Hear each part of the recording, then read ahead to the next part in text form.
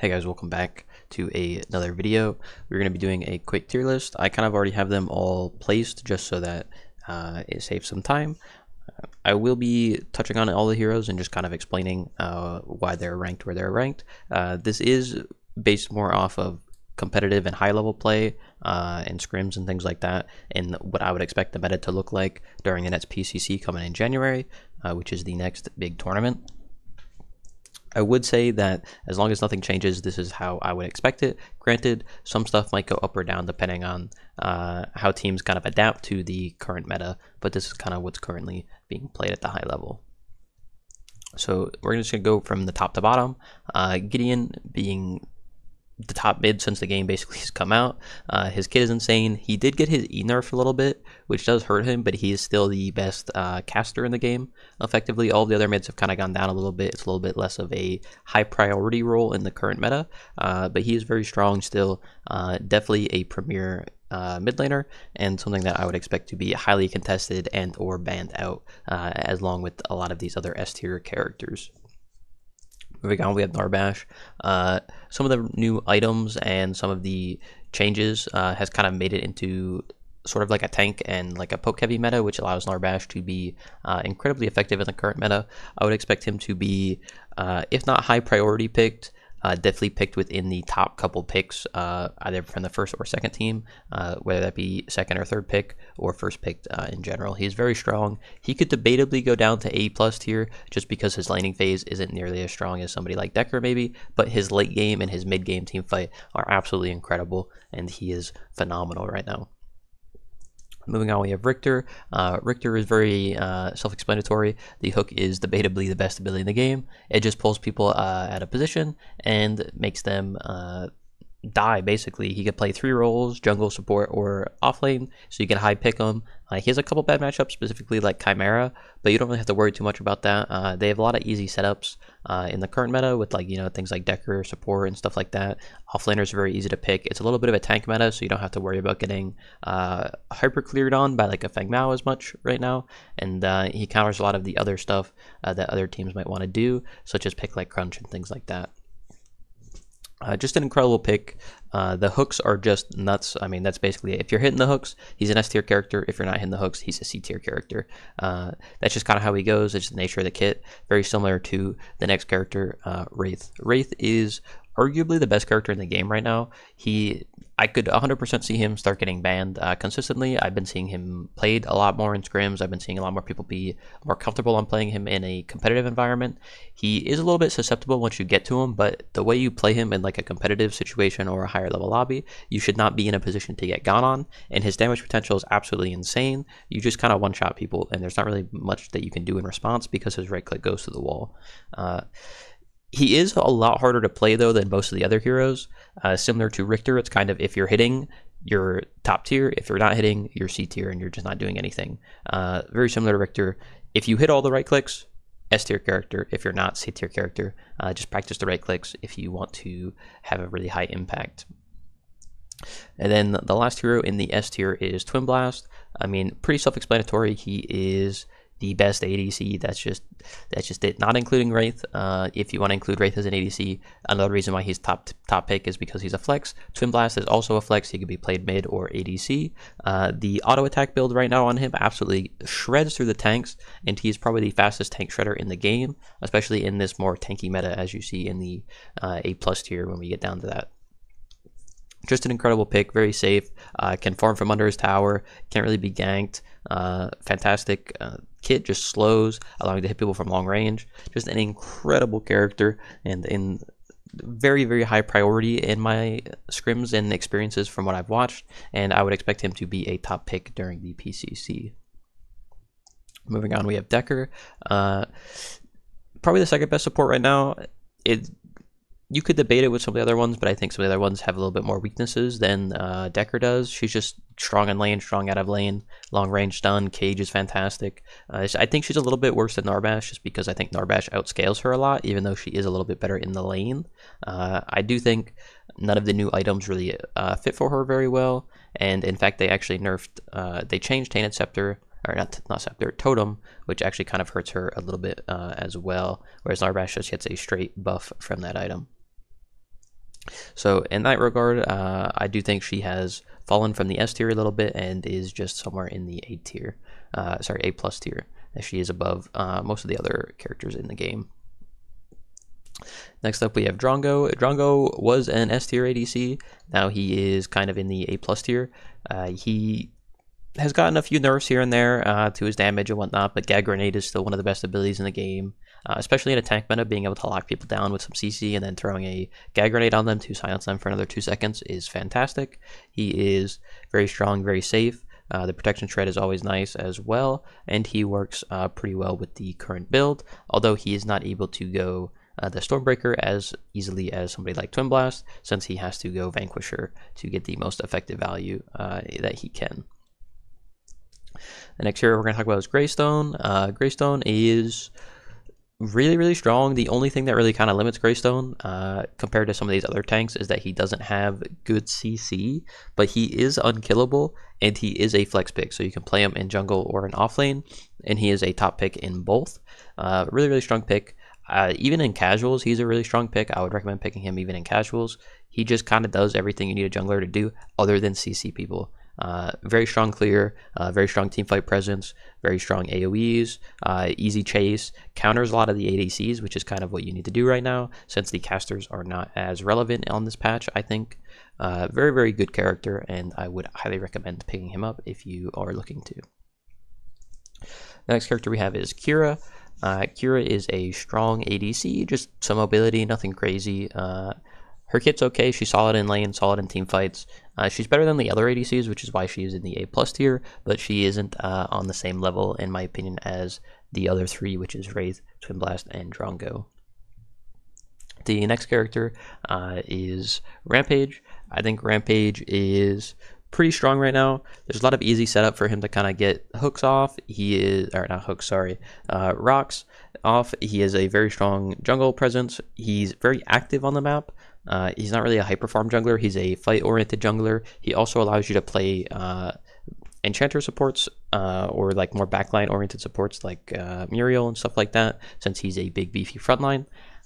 He just works really well. Anti-heal is strong, but he is kind of a sleeper in my opinion right now, and I think I would expect him to be picked up a lot more during the PCC and as people kind of adapt into scrims a little bit. Sevarog, I mean, self-explanatory, also been a top tier character since the game pretty much came out. He did get his stacking changed a little bit, so he gets a little bit less HP, but he does a little bit more damage. He is still a little bit susceptible in lane. He just has some bad matchups, but he's still a fantastic tank, can be flex, jungle, or solo. Not really much to continue talking about Sevarog. He's just a really strong character, provided you can get your stacks correctly. Steel, he's just a break neutral in lane, heavy CC bot. He can play jungle, he can play support, he can play offlane. Really strong offlaner. Typically when you play him, he will be played in the offlane. He's picked to just neutralize the lane, specifically against something like a Zarus or a Crunch, where you just kind of stalemate and then you come into team fights and you just start dominating in the team fights. The CC presence and the respect that you have to give Steel is a lot higher than a lot of the other tanks in this game, since he has so many ways to lock you down. Good mobility, hard to gank. The wall is impactful. ADCs are really strong right now, so having the wall to stop them from shredding your tanks is really impactful as well. And then it is also a Narbash meta, so he is really good into Narbash, since the enemy team might want to group specifically. He kind of counters some of these higher tier picks like the Narb or even the Wraith, being able to lock him down so that he can't be invisible. Really strong solo laner, okay in the jungle, okay in support. Typically you will see him played in the solo lane. The last character in A+ is Zarus. Zarus is, he's debatably the best solo laner. He's almost in the S tier. The only thing that stops him from being in the S tier, in my opinion, is the fact that he does not insta-win the laning phase. He kind of does early game, but after that, like first item or so, he can sometimes get a little bit bullied. He's also a little bit susceptible to ganks, especially in this like heavy CC meta, where you're seeing a lot of stuff like Sevarog, Rampages, and things like that. If you're against any of these, you could just get, like, you know, Steel stunned into a Rampage rock, and then you're in a really tough time in the laning phase. And Zarus behind does not feel very good to play at the moment. but he is really strong and debatably the best solo laner. He can also be played jungle. I would expect him to be played less in the jungle than I would in the solo lane, but definitely something that you could look out for and could expect to see, especially if you get something like a steal on your team. You might want to put the Zarus in the jungle instead of the steal, just to take it away from the other team, and then put the steal in kind of a more even matchup, such as like a Sevarog or something. Down to the A tier characters, we have Crunch, the typical new player stomp character. A lot of people think this character is like S tier. They think he's like above it. He think he's a tier above of all these other characters. He is just a poke stomp character. He does struggle really hard against heavy CC comps like Steel. He gets caged by Zarus. He struggles into Narbash. He struggles into Richter and the Drongo. There's a lot of really hard counters to him as long as you're playing together. Although in solo queue he is an absolute monster and could definitely be in the S tier in that regard, but not in competitive play, unfortunately. He will kind of be picked kind of as like a bruiser tank because you kind of need a front line. I would expect a lot of these tanks above him to be picked before him, but you could see him picked specifically into something like a Sevarog because he does kind of bully that matchup specifically, but you have to be careful picking him into some of these other picks up here like the Decker and the Richter and the Drongo more specifically. So he is just kind of an A tier character at the moment. Feng Mao, I also have in the A tier. He is pretty okay. I mean, he's just kind of a farming character. He's a flex pick, so you can pick him solo or jungle. He is a low CC character. He only has slows, and he is a low tank character. You just build him full damage most of the time, so that is why he is not any higher. You could argue that he's in the B tier just because of those reasons, but I think he is still in the A tier because he is a fast clearer, and if the enemy team is playing something like a Richter jungle, perhaps you can maybe try to generate a lead. He also kind of punishes some of these other characters, such as maybe like a Shinbi offlane or like a phase support or something like that. So in that regard, he is still pretty strong, but he is weaker than all of the other picks above him, in my opinion. The next character is Howitzer. Howitzer is just a solid mid. He's pretty safe, but you do have to be careful of a lot of these like range stuns like Richter or Rampage or Decker specifically. Really kind of farm him a little bit, but let's say a team bans like Richter and Rampage or Richter Decker, you could definitely get away with this. He does bully most of the mid laners outside of Gideon and Wraith. I think he can definitely be played into a lot of these other stuff, and he is a little bit of a sleeper pick right now, depending on the enemy team comp. And then we go to Chimera. Chimera has gotten some nerfs. He was an S tier character a couple patches ago. He has gotten a few nerfs, and he is just not as effective in the early or the late game. He still has pretty solid ganks early game, but his late game, he is not nearly as tanky, and he's very easy to kill. Anti-heal also got a lot better this patch, provided you are playing a Enchanter support or an Narbash, since it's a little bit easier to build as a support now. So he does also get nerfed from that. He also just kind of dies to ADCs. He just jumps on them if they have any type of mobility or space creation. He's kind of either forced to flash or he dies. He's pretty solid, just not amazing. You could definitely see him picked a few times here and there. I would expect him to be picked provided some of these other junglers are taken off the board. Then we have Belica. Belica was another S tier character a few patches ago.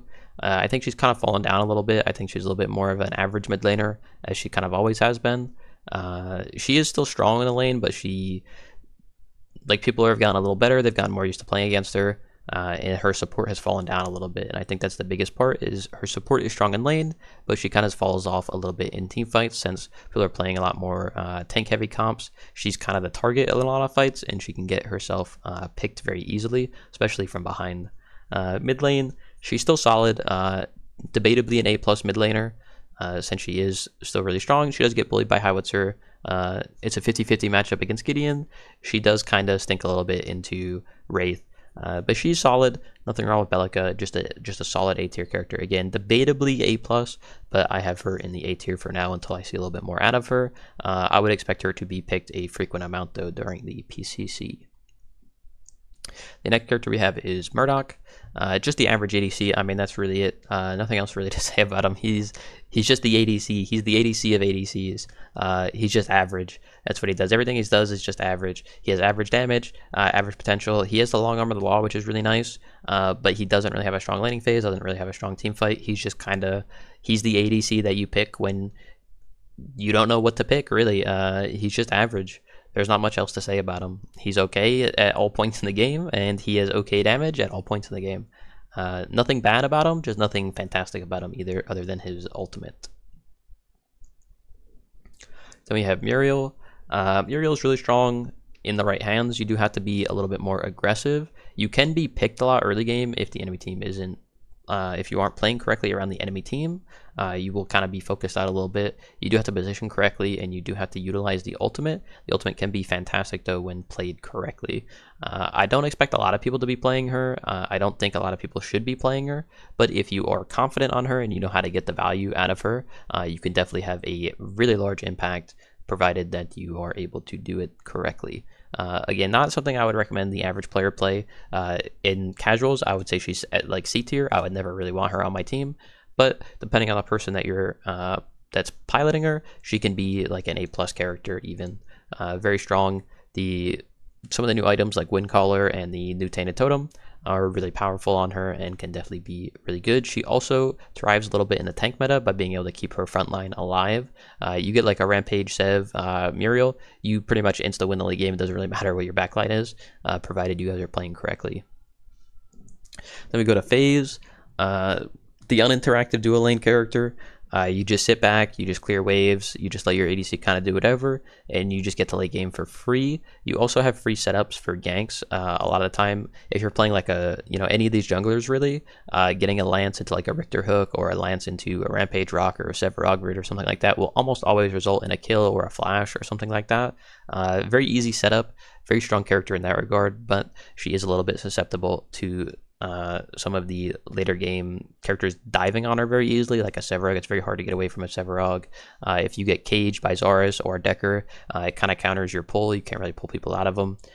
So in that regard, she's a little bit weak. Other things like Wraith being really strong into her, being able to one-shot her or just rewind the person that she tries to pull, can be really impactful. And she does struggle into Narbash as well, since she can't cancel his ult in any way. So she's solid, but she's not OP or anything like that. I would typically expect her to be played when people have things like a Richter or a Rampage specifically, as she sets up pretty free ganks for both of those characters. Then we have Revenant. Revenant's solid. He's not bad, but I don't think he's as strong as the other 4 ADCs that are above him. I think he's probably a little bit better than Murdoch, but he is situational. He does have, the slower DPS. He hits harder, but he's a little bit more late game. It takes a bit to get online. He does play a little bit differently than other ADCs as well. He does struggle a little bit at killing some of these like frontline tanks like Rampage, for example, but he can also be really good to just disengage himself from team fights, provided he's against something like Azarus. You can just ult somebody, and then while you're in your ult, you can walk out of his cage, and you're just sitting in a 1v1 as an ADC, and usually that is pretty beneficial for you. He does get farmed by Greystone. He's 50-50 in the Wraith. If Wraith hits everything, the Revenant loses. If the Wraith hits 50% of the stuff, the Revenant should win. It just depends. He could be strong in lane though, provided he has the right support, as he can get pretty active in the early game, getting that guaranteed crit on his RMB 4th shot. Then we have Shinbi. Shinbi's another like sleeper pick. I think people think Shinbi's really bad. Because it's a little bit more of a tank jungler, she could be considered not that good, but she does force, the way you play her is a little different. In casuals, I would not really play her, just because people don't really know how to play the 4v5 playstyle. She's a little bit more of a split push character, a backline assassinator if you're in team fights. She just kind of wins the lane. There's not really much a lot of the tanks can do other than hope for a gank and just kind of stalemate the lane at best. She just kind of split pushes and scales with Obelisk. Can be really strong. Her jungle is a little bit weaker. Still could be played in jungle, but probably like a B tier jungler, A tier offlaner. She does it every PCC where people kind of forget about her, and she comes in and she starts catching people off guard. So I would definitely expect her to be played a few times. How much, I'm not really sure. She did get some like Obelisk nerfs, but I think they buffed her damage, if I'm not mistaken, a little bit. Or no, it was her dash. They lowered the dash cooldown is what it was. So she did get a little bit of buffs, but they did nerf her best item, which is Obelisk. She still works really well with the builds, and she's still strong into a lot of the top pick, provided she is piloted correctly. So you have Faye. Faye is another one of those picks that people think is really bad for whatever reason. She's just kind of a harder character to get away with. If you can hit your E's, you're going to have a lot of pressure in the lane. You just have to have a team that can play around that pressure. She's also really strong at killing frontliners.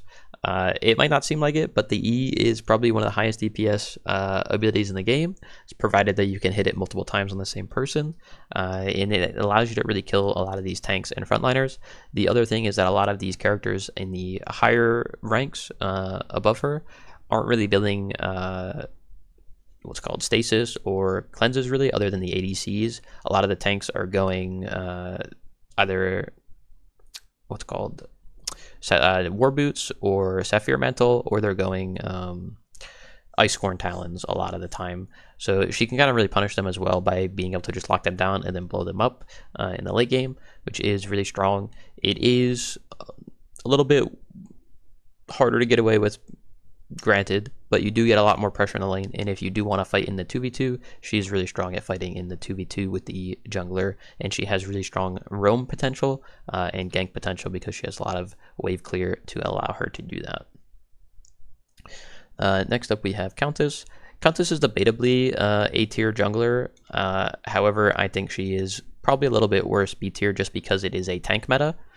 She is late game oriented, and you don't really one-shot the tanks, so you kind of just die in the late game a lot of the time.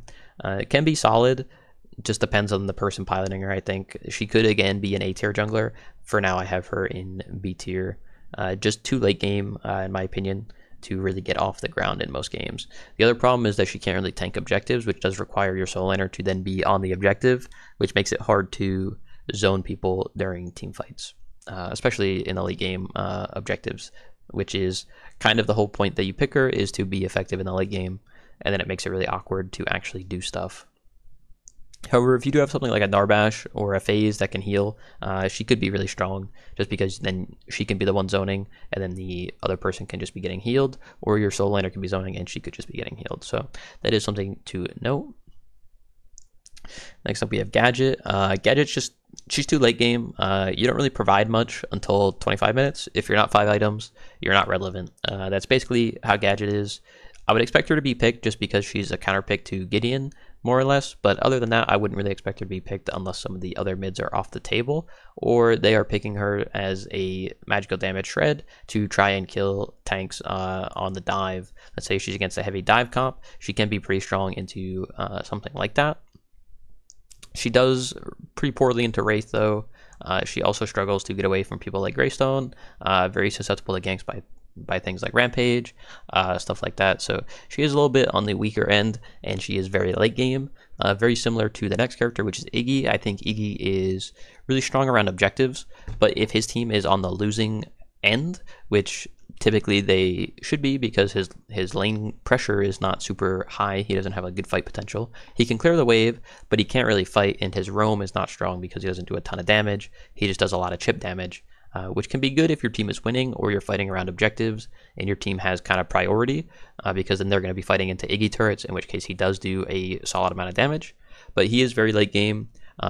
You could debate him be A tier. I've seen him kind of to varied success so far. This is kind of a wild card pick just because he is the newest character to the game.